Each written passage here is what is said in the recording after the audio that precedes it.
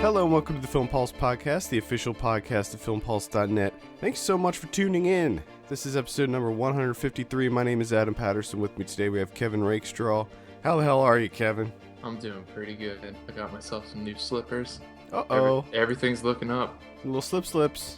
Everything is looking up. Everything is coming up roses.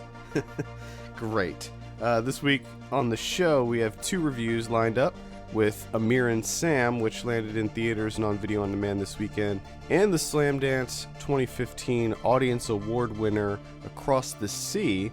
It also got an honorable mention by the jury. We're also going to be talking about some of what we've been watching, and of course we'll also be going over this week's movie predictions, new on video on demand, and DVD and Blu-ray releases. Remember, you can send us your questions to podcast@filmpulse.net or leave us a comment on the site. We'd love to hear from you. Before we get into our first review, first of all, have you noticed there's once again a pattern in our reviews this week? They're both movies about Middle Eastern women in relationships with white American men. I didn't even notice that. We always got threads. There's always a thread. I like it. And we don't plan it. No. Which makes it even better. It's kind of bizarre, actually, how it works. I know. It's starting to scare me a little bit. Briefly, I wanted to mention the award winners for this year's Sundance Film Festival and Slamdance also. The award winners for both of those festivals have been announced. And it looks like Across the Sea, that's why we're reviewing that this week. That won, as I mentioned, the Audience Award, and it got an honorable mention by the jury for Slamdance. Okay. On the Sundance side, Me, Earl, and the Dead Girl won the U.S. Dramatic Jury Prize. Okay. And I think it also won the Audience Award for U.S. Dramatic Feature. Wow. So, very interested in seeing that. I heard that it is a tearjerker, that it's going to just leave you completely wrecked emotionally by the end. It's directed by Alfonso Gomez Rejon. Remember him? Isn't that the guy that directed Sundown? It is. It is. All right. That has me curious now. I'm very curious to see this movie. I think it looks very interesting. It sounds like a quote unquote Sundance movie. It does. If you know what I mean. Yes. No, I know exactly what you mean, and yes, I can definitely I don't know. see that. But that's okay. I like a lot of stuff that ends up at Sundance. So I think that's okay. On the documentary side, I believe that Sweet Mickey for President won the Audience Award for documentary, and I think that it may have also won the Jury Award for documentary as well. Yes, it did. And on the documentary side, on Sundance, Wolfpack won the... Was that the audience? No, that was the jury prize. Yeah, jury prize. And then Maru won the Audience Award for doc. So, and the Russian Woodpecker won the world documentary. Yeah, and I think I misspoke that title. It's Me and Earl and the Dying Girl. I don't remember. I think I might have said Dead Girl or something. Me, Earl, and the Dead Girl. Yeah, that's a spoiler. You spoiled it now. Well, anything with Nick, it's got starring Nick Offerman, so you're just going on the strength of that. Yeah, it's got Nick Offerman. I'm in. Yeah, that's what you're saying. Are you not in because of that? I'm like, I'm not in. I'm at the point where, like, maybe if I get around to it, I'm in. Oh, all right, I'm totally in. You're totally in. I gotcha. Yeah, I'm not there yet. Sorry. I'm totally in. On the Slamdance side, narrative feature, the jury prize went to Tired Moonlight, directed by Brittany West, and there was an honorable mention for They Look Like People, which is a horror movie that I'm very interested in checking out. That sounds interesting. Yeah. Just the title alone, and then you said that it's a horror movie. Yeah, if you look at the poster for it, it's got an interesting poster too. On the documentary side for Slamdance, let me see if there was an honorable mention given to 20 Years of Madness, which is I want to see that too. It's a documentary about a cable access show that was in Detroit. It was a bunch of kids that did this cable access show called 30 Minutes of Madness, and it kind of catches up with them, the cast of that show 20 years later. That sounds pretty interesting. Yeah, it sounds interesting. That's pretty much it. Both festivals seemed very good. We've seen a smattering of movies from each festival this year. Yeah. And I've liked what I've seen so far. I still have a bunch of Slamdance stuff to get through, so we'll be talking about that in the coming weeks, I'm sure. Let's go ahead and move on to our first review. Do you want to keep with the festival vibe and tackle Across the Sea first? Let's do Across the Sea. Okay, this is directed by Nissan Dog and Esra Saidam. And the synopsis says, Damla reluctantly returns to her Turkish summer town with her American husband. Her bitter past is soon to be revealed. Unveiled. Oh boy. Now, Kevin, you wrote a review for Amira Sam, so you started off with Across the Sea. What are your initial thoughts? Oh, my initial thoughts, and it seems like I say this a lot. Yep, here we go.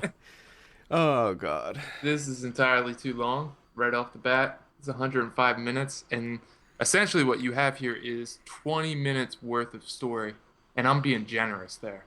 I'm allowing you like 10 minutes for silent brooding and gazing and whatnot. There's a lot of one-on-ones, too, in this, which this movie seems like most of it is just gazing, just looking out at the ocean or looking contemplating. Down. Yeah, a lot of contemplation going on. But honestly, the story, it's not a whole lot going on. It's not a whole lot going on. It's honestly like 10 minutes. This should just be a short film. There was no reason to stretch this out so long. Yeah. I think the strongest thing this had going for it is that I thought it looked quite good. It's definitely, it's a polished movie. Did a lot of handheld shots in this, which I liked. The location, this small beach community in Turkey, is a beautiful, beautiful location. It's gorgeous. And I liked a lot of the camera work. I think that was the strongest thing about this. There were a lot of, shots into the sun with sun flares. Oh, it is so sun-kissed. Yeah. This whole film is sun-kissed. Oh, boy. It looked good, though. I thought that it looked good. It worked. But as good as it looks, I don't need to see it for an hour and 40 minutes. The character of Kevin, who is the American husband, Kevin, played by Jacob Fischel. Oh. I hated that character. He was terrible. Actually, I hated the girl too. That was one of the big problems I had with this movie, is that the characters were so unlikable to me. I thought that Kevin was just a kind of a douche, and he said fuck a whole lot. And it seemed like he said fuck at really inappropriate times too.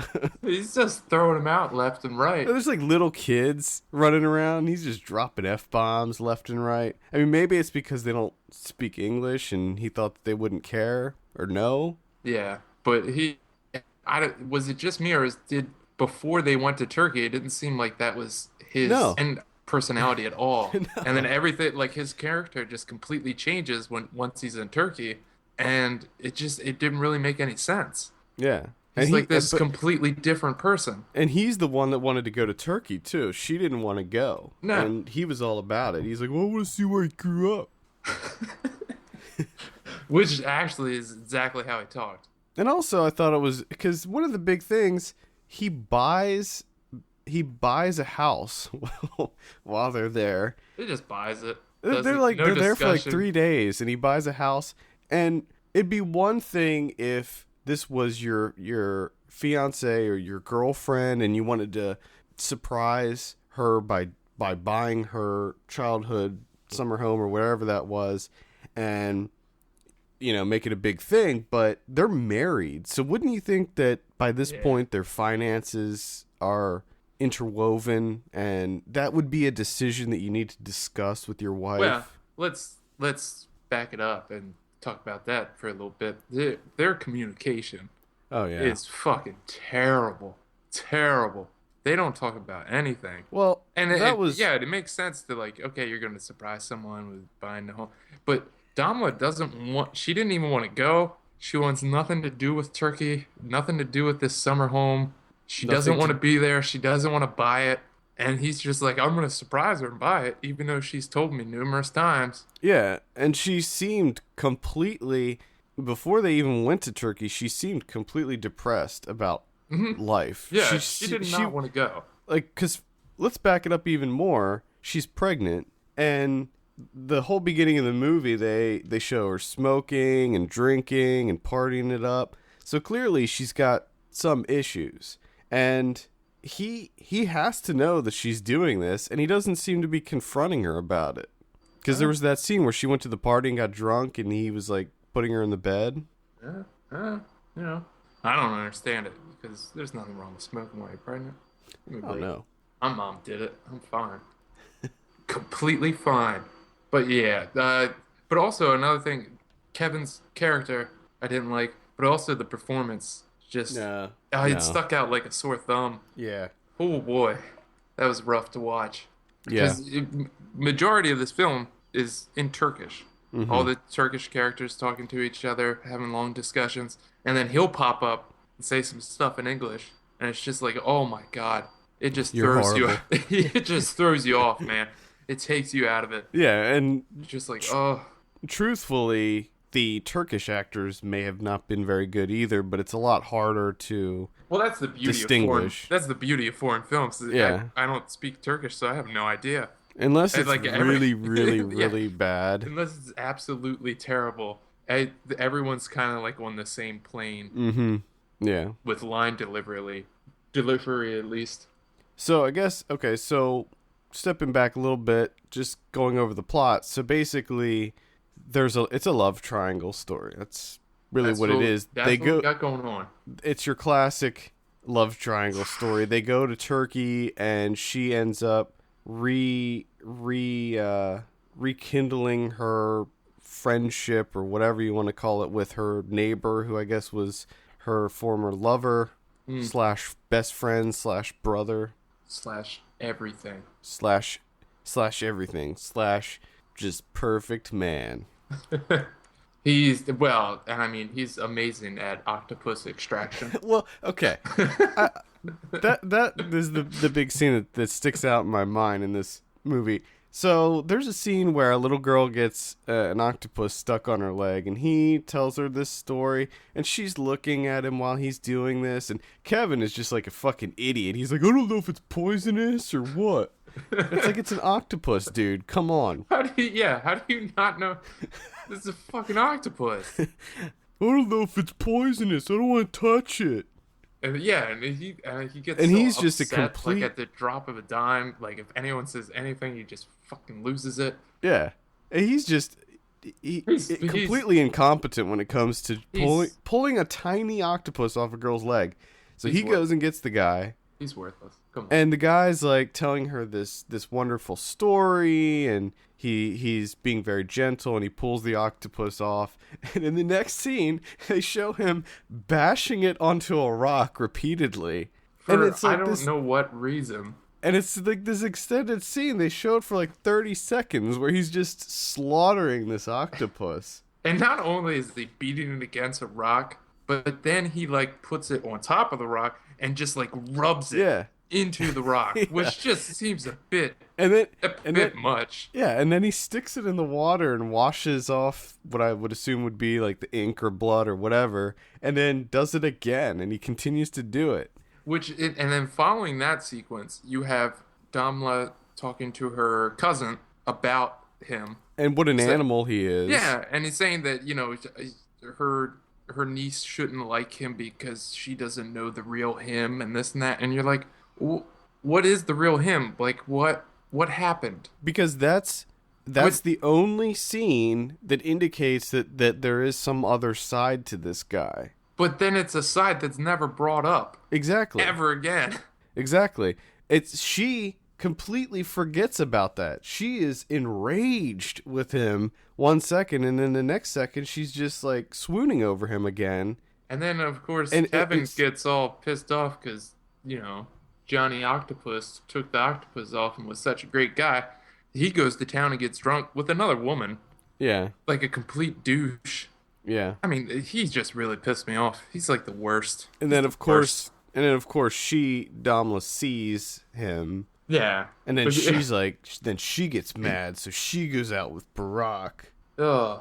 And not only, I would be upset too. Not only is he out with another woman just getting drunk. He didn't tell her either. No, he didn't tell her. And then when she pops up on him, he's playing an acoustic guitar. Like that right there should tell you got to get a divorce. Yeah, this guy's just all sorts of terror.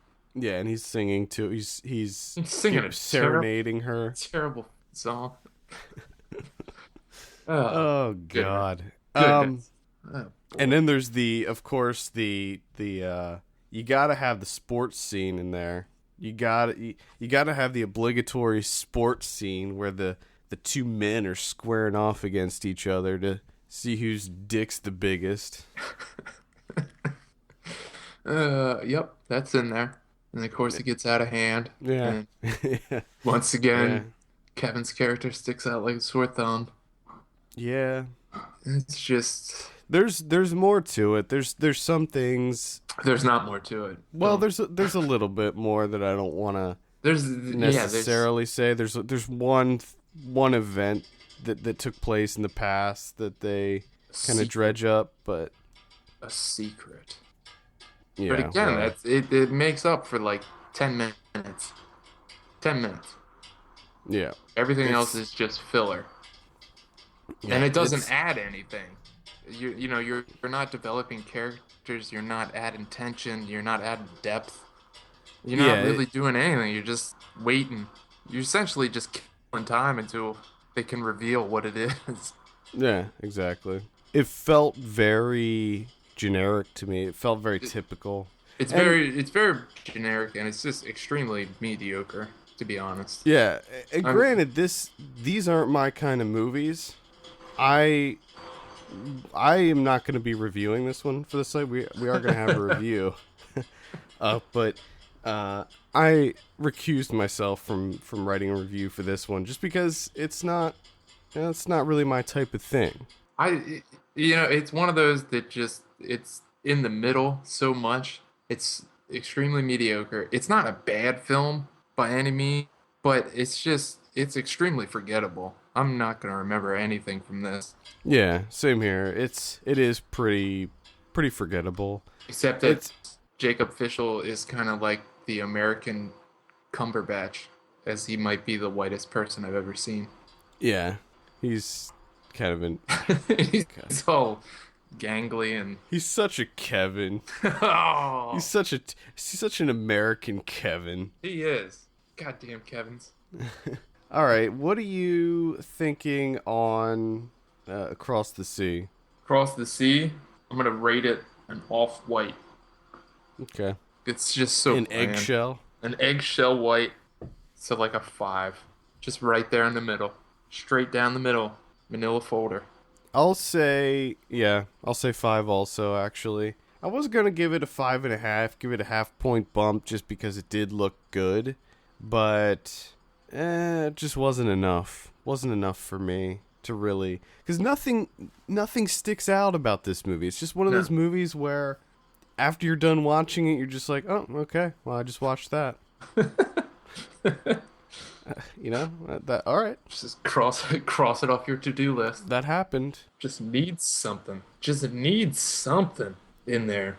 Yeah, it's pretty packaging, but it's the thing is the two scenes that we mentioned, the octopus and the fight, the sports fight scene, those are really the two big scenes in the movie. Yeah, everything else is just people sitting around telling stories, anecdotes, and eating, telling stories about foxes and dogs and foxes and bugs and fire. Oh God. Yeah. That's Across the Sea. I'm not sure when that'll be out. I don't know if that has a distributor or not, but I would Do it. imagine it'll be out at some point this year. All right, let's go ahead and move on to our next review. We're talking about Amira Sam. This is directed by Sean Mullen, also written by Sean Mullen. I have a synopsis here. An Army veteran's unlikely romance with an Iraqi immigrant is put to the test when she's faced with the prospect of deportation. This stars Martin Starr and Dina Shahabi. Now, Kevin, you wrote a review for this on the Yeah, so site. you have to go first. I liked it. All right, we're done. It was fine. It was. I was interested in this one, and I think you were as well, just because it was a Draft House Films release, and they always have a knack for putting out really interesting things. They have a very eclectic lineup, and when I learned that they were putting this out, which was what I thought to be a romantic comedy, I was interested in seeing what a Draft House Films romantic comedy would be. Yeah. And Which I would say it's more of a.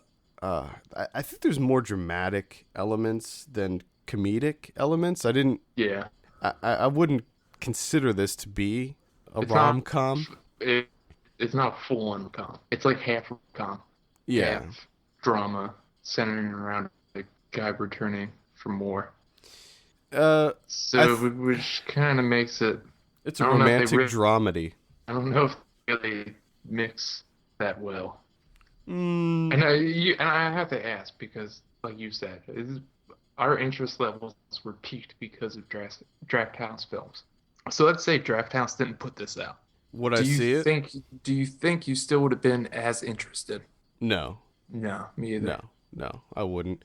And this was released in collaboration with Forever Fest, which was a relatively new film festival that is it's like a female centric film festival that they are putting on in Austin. I think they're 2 years in, and it's affiliated with Draft House, the Alamo Draft House, because the creator of Forever Fest is a publicist for Draft House Films and the Alamo Draft House.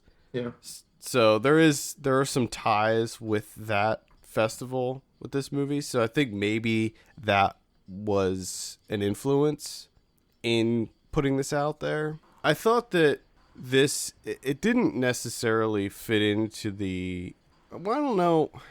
Maybe I don't want to say that, because Draft House Films, the thing that I like about them is that they don't have. They're not like your typical distributor where they have a specific type of movie. Yeah. So my initial thoughts were, oh, this doesn't really feel like a Draft House film. But, I don't know what necessarily does feel like a Draft House film. Like, is there really a set of guidelines that you can look at films and be like, yeah, Right. this is a Draft House pick, which is the nice thing about them.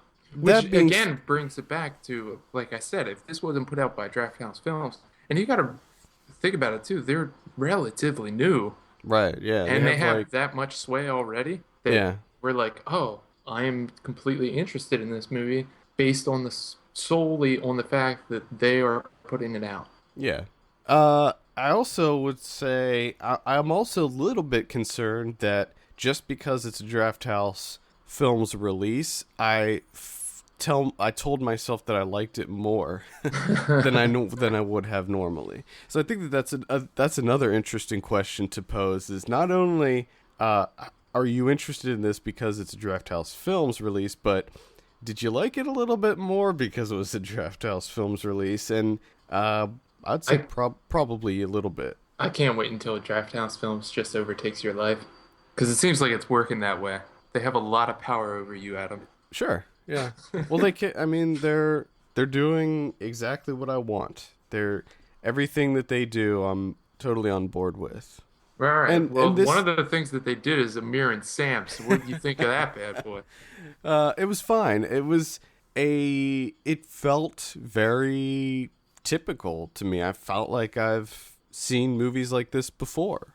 Yeah, it's kind of. I thought that one thing that it did have going for it is that I thought that Martin Starr and Dina Shahabi were quite good in it. I liked the dialogue a lot. I thought that Martin Starr was pretty funny, and I liked his character, just his dry cadence and just his personality. I thought that Dina Shahabi's character was kind of I didn't like her very much. Well, she was kind of abrasive. She's just not very nice. She was not a nice person. Ooh. I mean, she came around towards the end, but her character did sort of go through the fast forward of development. Yeah. It's just like she was extremely abrasive and extremely cold in the beginning, and then she warms up a little bit, and then all of a sudden, yeah, they love each other so much, just so much, like in a short amount of time. It's like, my goodness, it kind of sped through that. I also had a hard time swallowing a lot of the stuff with Martin Starr and his new job with his cousin, who was a trader. Hedge funds. Yeah, and yeah, Martin Starr gets into the Wall Street. And just how they acted. I could not get behind that half of the film, because it's kind of broken into two halves. You have Starr and Dina doing their whole rom-com thing. And then the other half of the film is Starr like dipping his feet into Wall Street, working with his cousin, hedge funds, and he's kind of used as like a puppet. Yeah. And I really enjoyed the Martin Starr and Dina portions. Yeah. And anytime that would sort of like build up momentum, and I'd be getting into it, we'd cut over to the Wall Street thing, and everything would just come to a screeching halt. And it's like, oh my God, now I got to trudge through this stuff. And then it would get back to the relationship, and it's like, all right, here we go. This is the good part. And again, once that built up, and then back into Wall Street. And there's just so many portions in the Wall Street section that they felt very staged and forced, and it just didn't work for me. A lot of the Wall Street guys that are in this felt like caricatures. They didn't feel like real people to me. And some of the things that they said and some of the things that they asked him to do, while maybe I could believe some of these Wall Street guys trying to do something similar to that, it still didn't seem very believable to me. Like, I just had a hard time swallowing that. And eventually the two parts of this movie do come together, and you have this kind of one big culminating scene, and that didn't really work for me either, because everybody was so disrespectful and over the top. The things that they said were just so ridiculous that I just don't see. I can't see that happening in reality. I have a hard time buying it. Yeah, a little bit. I can see. I mean, what you're maybe saying. I just have more faith in humanity that wouldn't be how that plays out, and maybe it's just the company that I keep. But I could see it. The idiot guy coming up and being like, she looks just like Aladdin's girlfriend. What's Aladdin's girlfriend's name? Yeah. And then his uncle who rips him apart because of bringing her there. And well, that's the other thing. He's just out of nowhere. He's introduced, and then he goes right into this like racist tirade. And you're like, man, that's why to me it didn't work, because everything just felt so staged and forced. Yep. It didn't feel working. None of these scenes popped up organically. Yeah. Nothing really felt genuine. Now the relationship portion of it felt organic. Yeah, that's what I was just gonna say. It's a shame because the chemistry between Amira and Sam was quite good, and I liked that. And I think because that portion of it was so strong that it highlighted how bad the Wall Street stuff was. Yeah. Because it's so strong. They have great chemistry. Everything feels genuine. And then you get into the Wall Street stuff, and it's just like it's almost like it multiplied because of the flip side of it. Mm-hmm. Yeah, I agree with that. Overall, though, I was entertained by it. I thought it was fine, but Yeah, it's, same nothing, here. nothing. It's not gonna last. It's not gonna Yeah, last with me. To be honest, I'm not gonna remember this. it's it's kind of like an eggshell white. It's just we're just all about eggshell white manila folders this week. Yeah, I did like her hawking her pirated DVDs. yeah, that I was don't know funny. why, but just her ridiculous English and her trying to sell Yes Man. I like I'm just fucking with your asshole. Uh, That was funny. he says yes to everything. It's crazy. Oh god. 27 dresses. She's been a And there's bridesmaid 27 times. It's crazy. Yeah, and the only other portion that I thought that really had me laughing was Martin Starr going to the cat obsessed clerk at the Veterans Affair. Yeah. Just cats everywhere. So She's like, you're not on disability? which is yeah, which is Yes, the I'm only not disabled. which is the other interesting thing is that he's a guy that's returning from multiple tours and there's just nothing wrong with him. He's just a good guy. Which does make the other portion kind of weird where he's kind of forced to wear his uniform and stuff. It seems like his character wouldn't do that. Well, he seemed reluctant at first, I don't think he would do but it at all. It yeah, just but didn't seem like him, but I don't know. he needed a job, and it was his cousin that was asking him to do this, and they seemed fairly close, and his cousin just gave him 100 grand, or promised him 100 grand. So And a boat. I would, yeah, and gave him a boat. Just gave him a boat. I would put on my uniform for that. I'd be like, all right, yeah, whatever. I think he saw through it. I think that he knew Well, I that think, yeah. his cousin was using him to sell, crap to his clients who are veterans.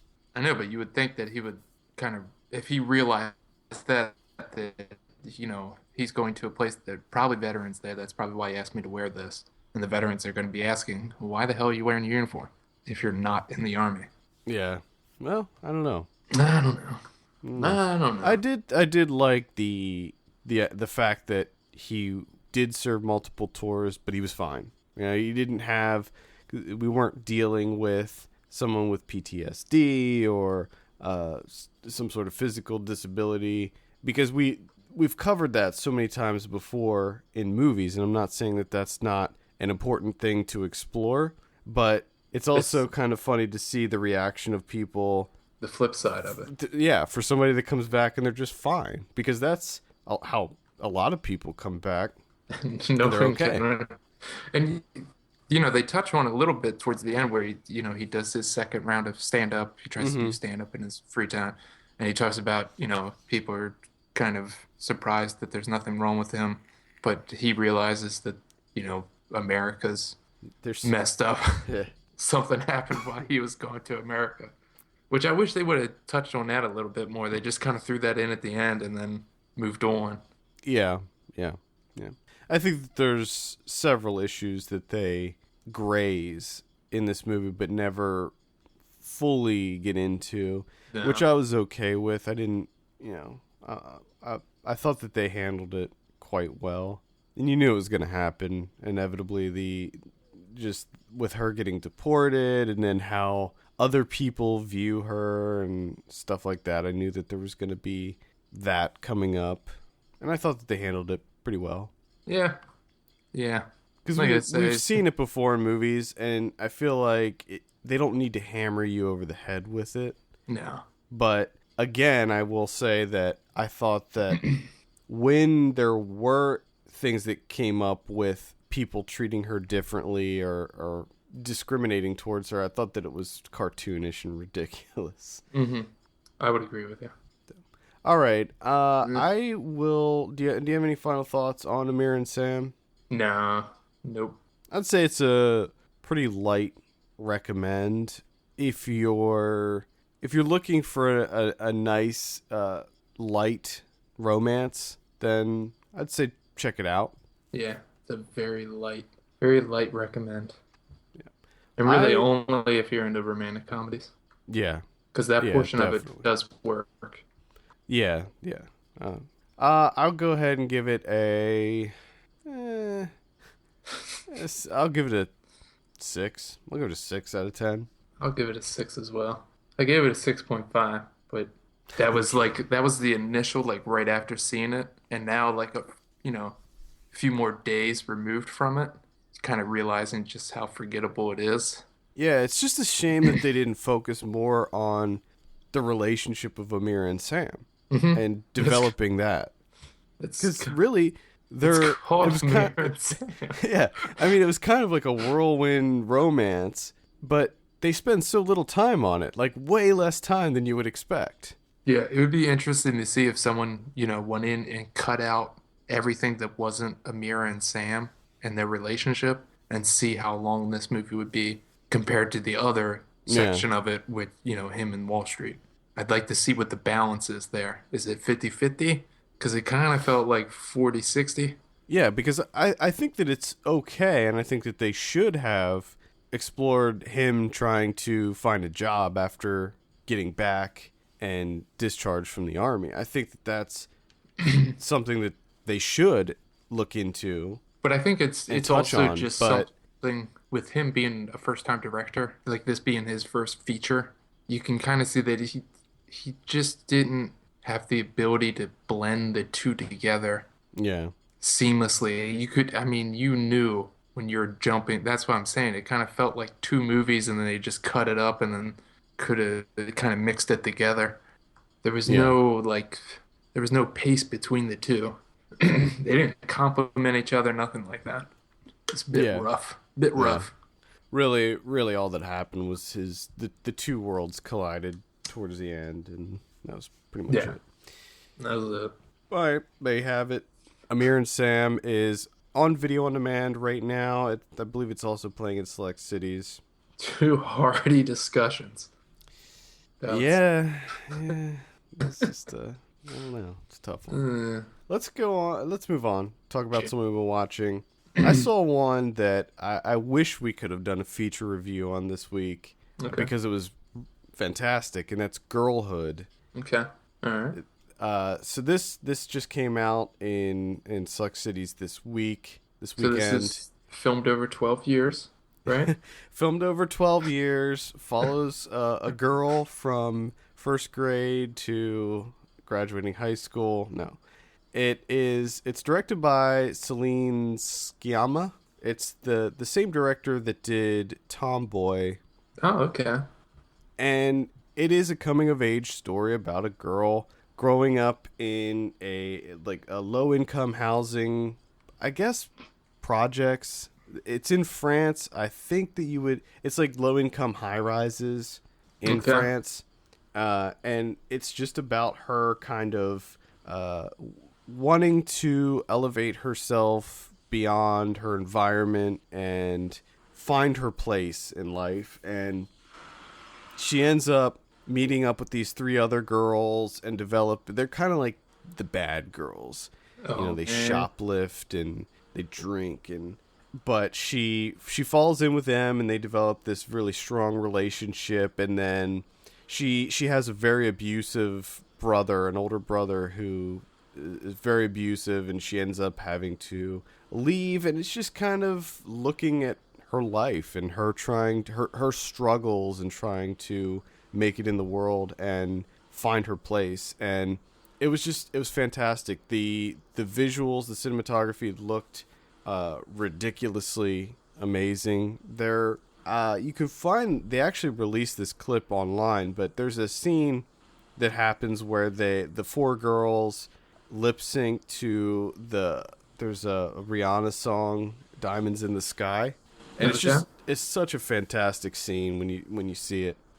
And this is all first time actors too. The main girl in this, I don't have her name here.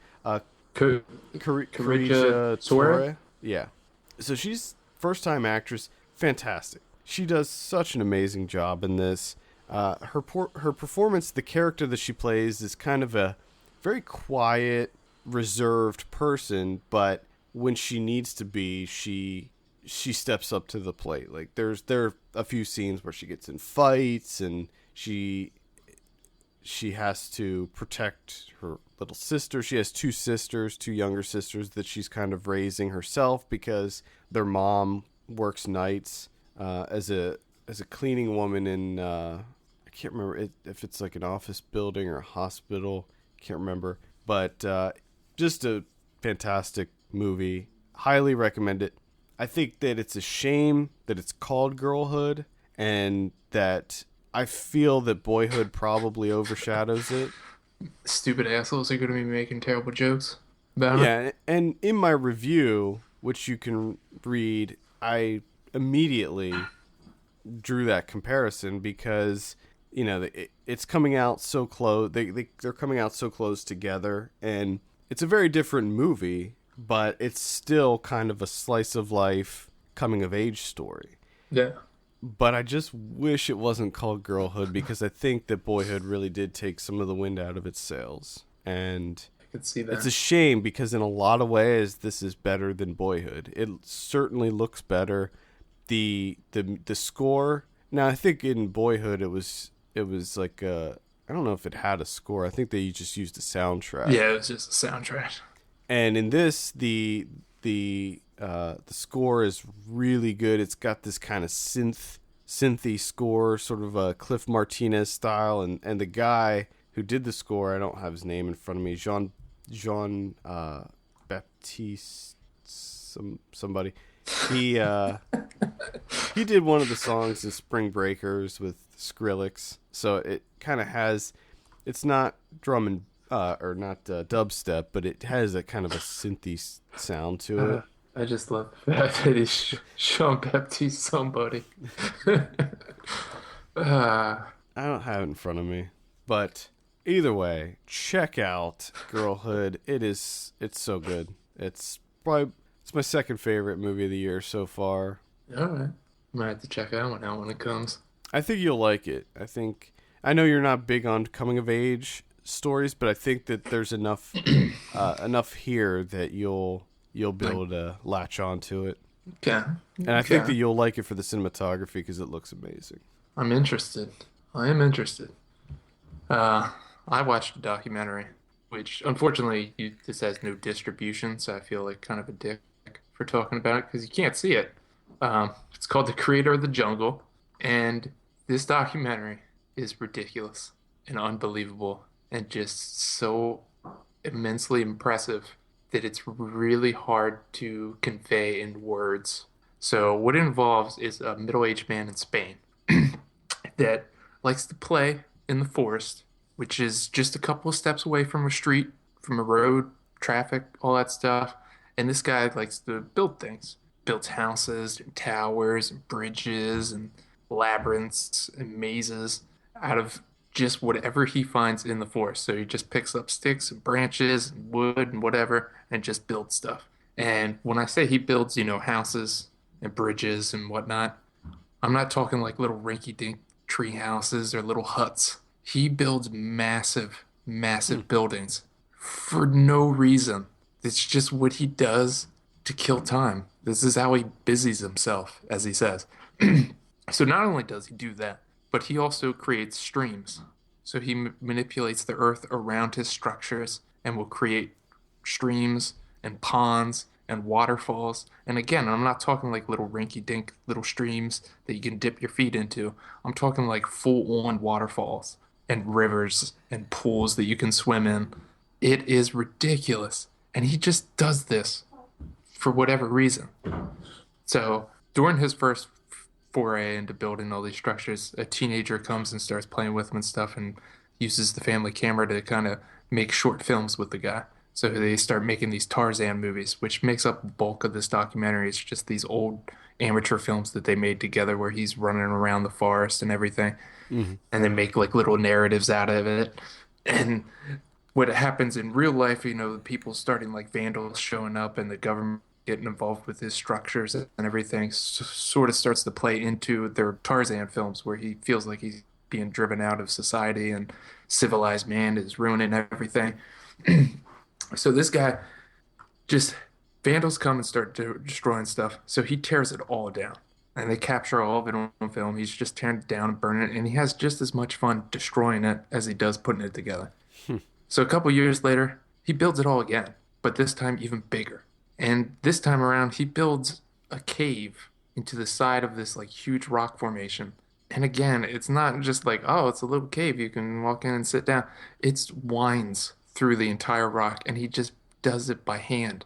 Just a little chisel and just goes at it. I mean, it's just unbelievable to see this stuff. And then he tears it down again, and then he rebuilds it again. It's That's just, crazy. it blows your mind to actually see these things on camera. And I mean, the guy's like running around catching fish with his bare hands, catching rabbits with his bare hands, and just like living off the land. It's ridiculous. You saw a festival screener of this one? Yes. So keep an eye out for this, or just try Google it. Just Google the creator of the jungle and just look at some of the pictures that he's built. Hmm. It's unbelievable. Might have to seek this one out. I saw a documentary called Red Army, and it's a sports doc, and I'm a big fan of sports docs, which is odd because I'm not that into sports, but I always like sports documentaries for some reason. And it takes a look at the Russian hockey team, and this is post Miracle Russian hockey team. So when at the Olympics when we beat Russia. This is what happened after that occurred. It starts before then, but most of the film focuses on the what they do because of us beating them in the Olympics.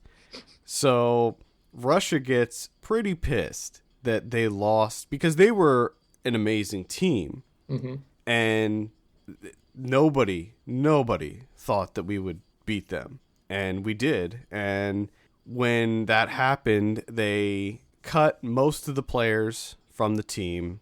They kept a number of players. They brought on a bunch of new people, and the team that they created turned out to be the best hockey team ever in the history of hockey. They won. Whoa. They were completely undefeated for more than 2 years. They couldn't lose. They won 2 gold medals at the Olympics, two Winter Olympics in a row. They were just unstoppable. Every game that they would play, they would just destroy. I mean, and it's not like close. It's not like we're talking 1-0 here. It's like 20-4. Just destroying teams. Yeah, No they were mercy. just. I mean, do you know anything about this story? They called them the Soviet Five. Mm-mm. Yeah, Don't know anything so basically what they did was they created a training compound, and the players lived for 11 months in this compound and trained 3 or 4 times a day. They just trained nonstop. And Well, that would do it. because of that, they turned into this amazing, unstoppable force in hockey. And when you see them play, it's astounding. You're just like, how can anybody even? It was just like they knew. They could see 5 steps ahead, and they knew where the puck was going to be. They knew where it needed to go. They knew where all the players were going to be, and they were a perfect team. And it was so fascinating just to see them play in footage of this movie. It was interesting that the director, his name's Gabe Polsky, he made some really interesting choices with this. It was a talking head documentary. It felt a lot like a 30 for 30, where it had kind of cool animations and stuff. It looked very stylish. And one cool little thing that they would do is when they would show newspaper clippings and stuff, they would show the original Russian, and then they would do this kind of animation where the Russian letters would morph into the like alphanumeric letters. Mm-hmm. And that was just kind of a cool little thing. But what the director did was he left in a lot of what I think a lot of documentary directors would consider flubs. Like, for instance, one of the main people that he follows in this documentary is I'm gonna butcher the name, but Vyacheslav Fedosov, and he's kind of the star player. This guy was he's one of the best hockey players in the world ever. And there'd be times where the dude would get like a phone call or need to send a text message during the interview, and they would leave it in. And there were times when Gabe Polsky would be asking a question and he would leave himself in asking the question.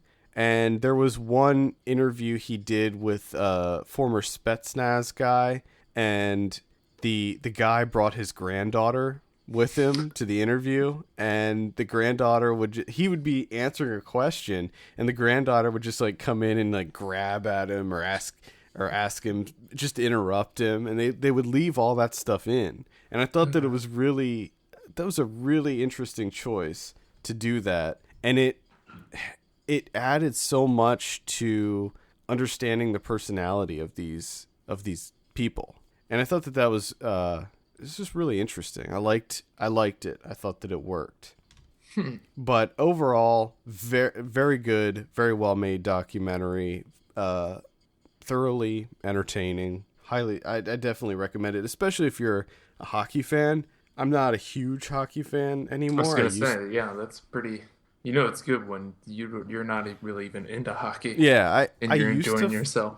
I used to follow hockey a little bit, but not recently. I still like hockey, but I just don't follow it. And interestingly, when Gorbachev enacted that perestroika, I don't know if it was a law or basically it was saying that they were gonna be more lenient on the people of Russia, and when the Iron Curtain fell, they were allowed to trade players to the NHL. They were allowed to send players to the United States. So you saw this big flood in the 80s of Russian players moving over to the NHL, and they played like crap because the style over here was so different, and there was like no finesse to it at all.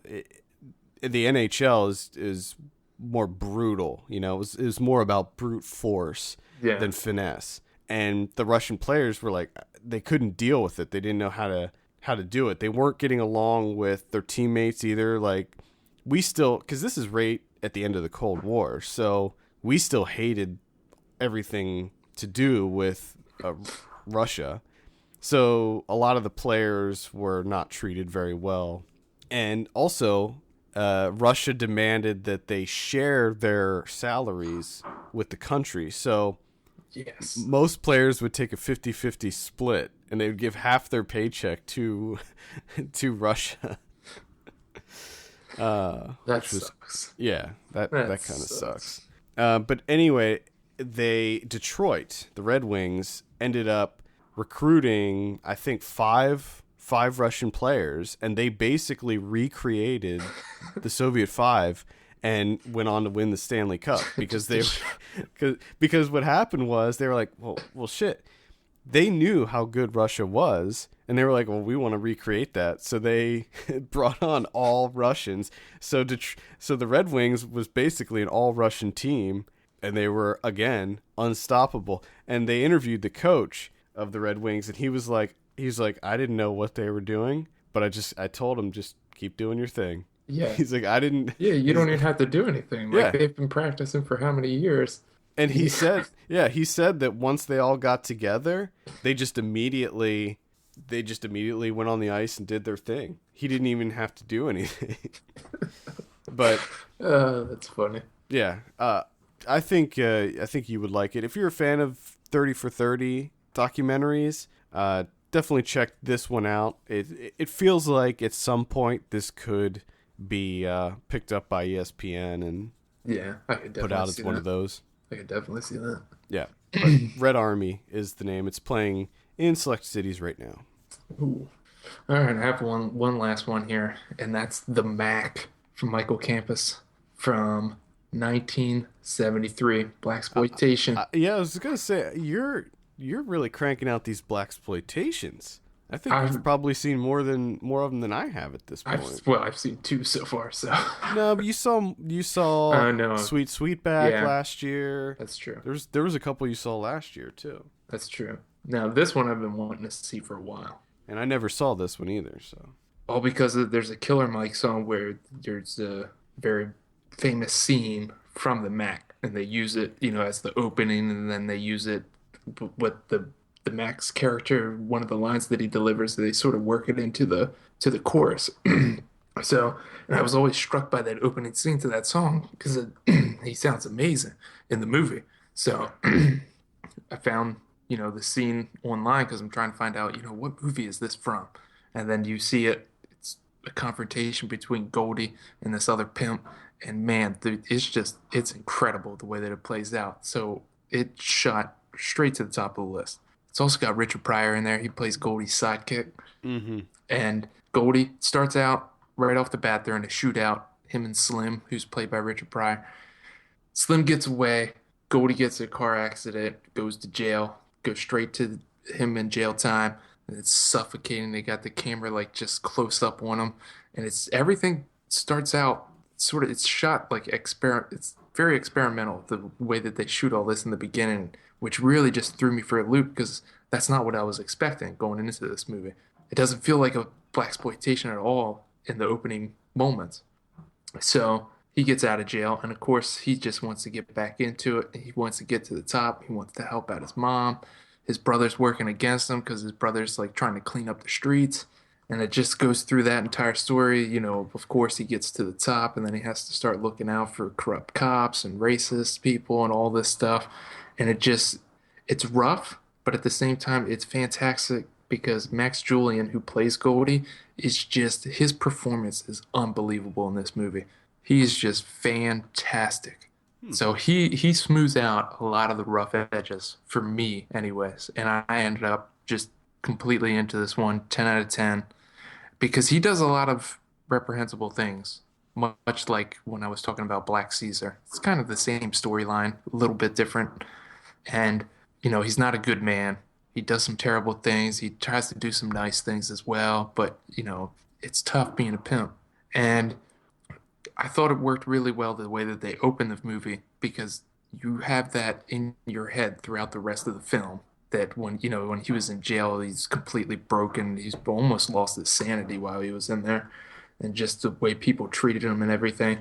So you keep that in the back of your mind while you're watching the rest of it, and it's very compelling. It's not what I was expecting for blaxploitation, which is weird because even on the Netflix sleeve, it was like, this is a fun tale, and as I'm watching, I'm like, this is not fun. Like, why would you consider this fun? Like, yeah, at one time they have a players' picnic where they play baseball in their pimp suits, but outside of that, it is not fun at all. So, this came out in 1973. Is this before Richard Pryor really took off? Is this one of his earlier things that he did? I'm not familiar enough with the career trajectory of Richard Pryor. I think it was probably beginning stages. I think it was right when he was getting going. Because this came out yeah, pretty much. It looks like he had at least one stand-up special before this. So, he must have been pretty big in the world of stand-up. I think this is when he was just getting started because a couple of years later is when he started getting, Silver Streak, then The Wiz, Stir Crazy. So yeah, this is early Pryor. Cool. And it's funny to see Pryor, and I mean he is kind of he's the sidekick, so he is funny in spots, but he also kind of plays a badass that's ready to kill people, which is interesting to see. All right, so you saw this via Netflix, the disc. The disc. Netflix disc. This sucker needs to be... Someone needs to restore this bad boy. And give it a proper... Are you sure nobody has done that yet? Not to my knowledge. I was looking for one. If there is, let me know. I'll look into it. The Mack, available via Netflix. I don't really have any other ones that I'll mention. There's one that I'll just throw out there. It's called Ballet 422. It's a documentary. It comes out in a couple weeks. It's a documentary that takes a look behind the scenes at the New York Ballet. Sure. Now, normally I'm not really I'm not into ballet movies so much. Now I have actually seen a couple ballet documentaries. This it's pretty interesting. It's only 72 minutes long, but man, it feels like a 2-hour long movie. It's quite, but the interesting thing is that it doesn't just focus on the performances, the dancing. It also looks at the costume design. It looks at the lighting. It looks at the orchestra and how they prepare and arrange the music. And it follows around this 25-year-old guy who is they commissioned him to be the choreographer for a new piece at the ballet. So it's pretty interesting. Certainly, if you have an interest in ballet, absolutely seek this one out. I can't remember the exact day. It comes out sometime, I think maybe 2 weeks. Not this weekend, but next. I think it comes out. So check that one out if you have an interest in the ballet, because it's pretty entertaining. I like the behind the scenes stuff to see how they prepare, because they only have 2 months to get everything together. in order. Yeah, That's crazy. so it's kind of crazy. It's like a hectic scramble, but it's also crazy because they're all so good at what they do that it all comes so naturally to them. Yeah, So. it's always impressive to see that in action. Yeah, exactly. All right, let's go ahead and move on to some predictions. Now, I lost, for some reason, my notes didn't save from last week's predictions. So I have no idea, and I was just way, way too lazy to actually go back and listen to Bush last League. week's show to Bush League. I like rewrite them down. all you have to do is listen. Well- and you have like the raw stuff right there that you could just click and be like, go straight to the source. Well, here's the thing. I got back very late last night, and I didn't watch either of the movies that we reviewed. So I got back at like 11:30, and I watched one of the movies, and I put on the other one, and I was getting my notes together, and I realized that I didn't have the scores, and it was just too late. I was too tired. So whatever. Let me just read off the actual scores. It doesn't even matter because we don't keep track of No, the scores anyway. we do not. Project Almanac, 36%. Not very good. We do have a review for that up on the site. I believe Blake gave it I want to say a 4. I think he gave it a 4. Black and White, or Black or White. I don't know why I always want to say black and white. That Wait. got 35%. That We seems- gave that a 2 out of 10 on the site. That seems high. 35% seems high. Yeah, it Come does on. seem a little bit high. The Loft, 0. Yes. Yes. I love it when I see the zeros. We also reviewed that on the site. We gave it a 3 out of 10. That was another one by Blake. Black or White was reviewed by Jacob, Jacob. our new guy. Jake the Snake. Jake the Snake. Can we call him that? We can call him Oh, that. sure. Why not? We're gonna call him that. A Most Violent Year came out on Friday, which I didn't realize. That's up to a 90%. All right. Just some other scores here. Amira and Sam got a 72. Girlhood got an 86. Timbuktu got a 97. Suburban Gothic got a 50. Hard to Be a God got a 100%. Where's our review for that, Kevin? If you go onto Letterboxd, I have a review there. Does that work? Is that what you're asking for? I guess. Check I out didn't Kevin's get review to on it, sorry. Letterboxd. Sorry, I didn't get to it, man. By the way, I wanted to mention that I completely forgot. I wanted to do this at the top of the show. We have Letterboxd integration on our site now. So anytime you check out a review, you will see a Letterboxd widget Widgets. up in the on the right side there by the movie, so then you can add whatever movie it is to your watch list or rate it yourself or see what other people are thinking. And I want to thank the fine folks at Letterboxd for hooking us up with that, and they even pulled out our fonts and colors and matched it up, so which is quite cool. Kudos to Matt and the Letterboxd gang. Next week we have wait a minute, I almost said Project Almanac. Jupiter Ascending finally coming out. That was supposed to be out over the summer, but they said it needed more time to work on the visual effects. To me, that's code for this movie's not good, and the distributor wanted to dump it in the February slot. So I'm going to say 42 on Jupiter Ascending. What are you thinking? 30. 30? All right. Seventh Son.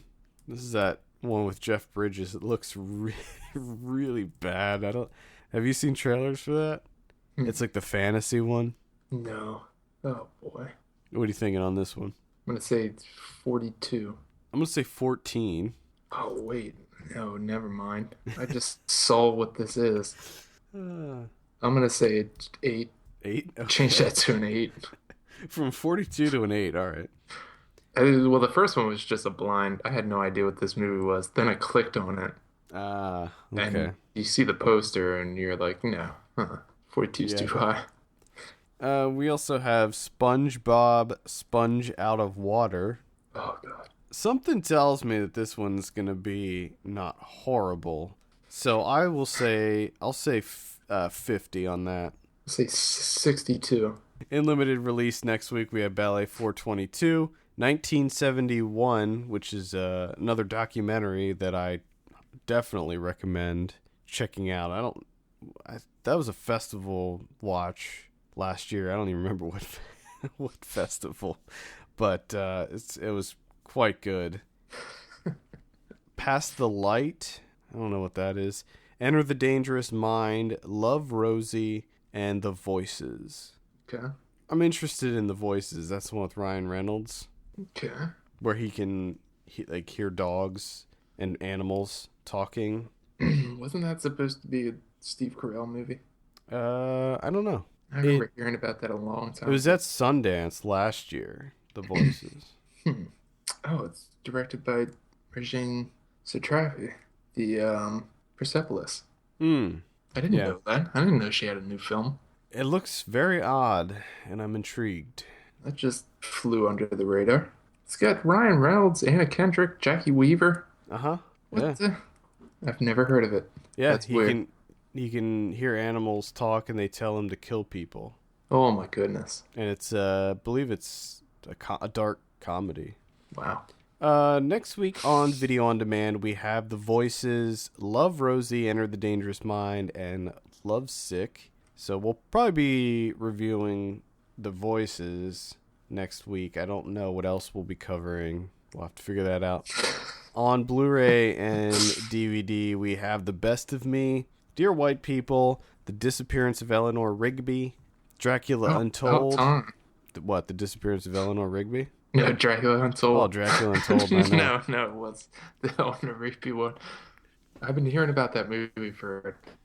Well, I think it was on VOD or something for a while. Was it? I had no idea. I've been wanting to see that forever. And I just keep seeing it pop up in Letterboxd. People are watching. I'm like, where are you seeing this? I thought it was on VOD for a while. I guess I could have just asked them. Could have just typed out, where are you seeing? Yeah, probably. Forgot that you're allowed to interact with people. Mm-hmm. Exists, which is a found footage Bigfoot movie, I think. Yes. Like we don't have plenty of those.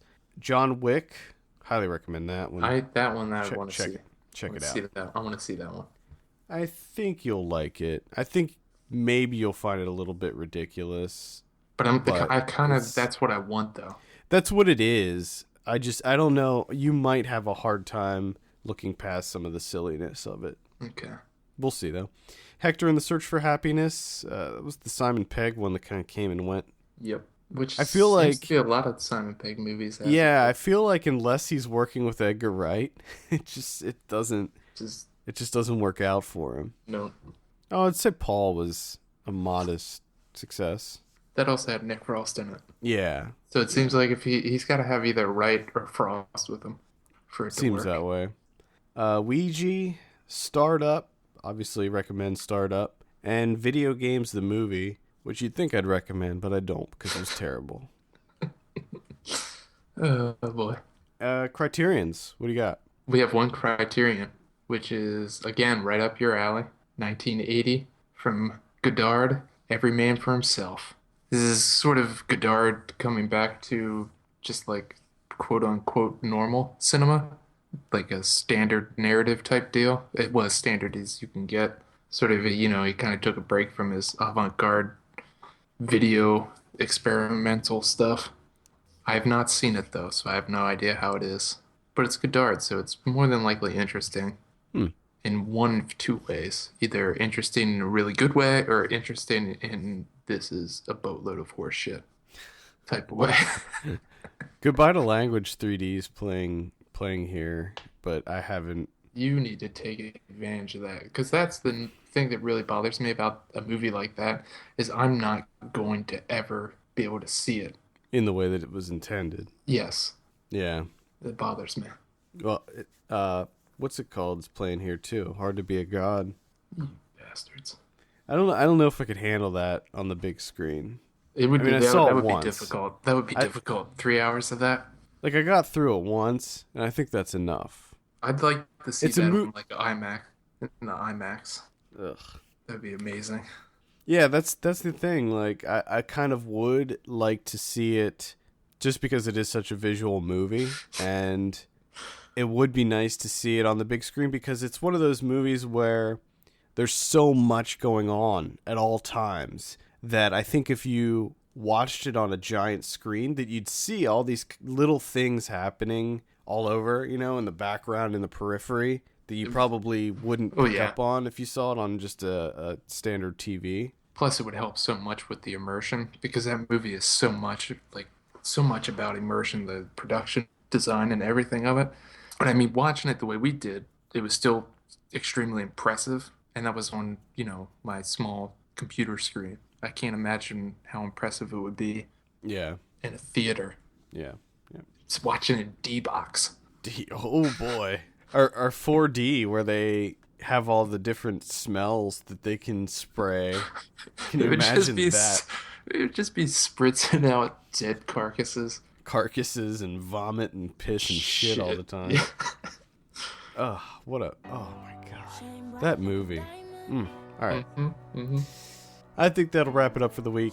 Send us your questions to podcast@filmpulse.net. We'll be sure to answer them on the show. Follow us on Twitter @FilmPulseNet and @FilmPulseKevin. And be sure to rate us on iTunes. We appreciate that very much. For Kevin Rakestraw, my name's Adam Patterson. We'll see you on Thursday for Ryan Watches a Movie. You're a shooting star, I see, a vision of ecstasy. When you hold me, I'm alive. We're like diamonds in the sky. I knew that we'd become one right away. I turned it off the whole way, but it's still clanging around like a dick.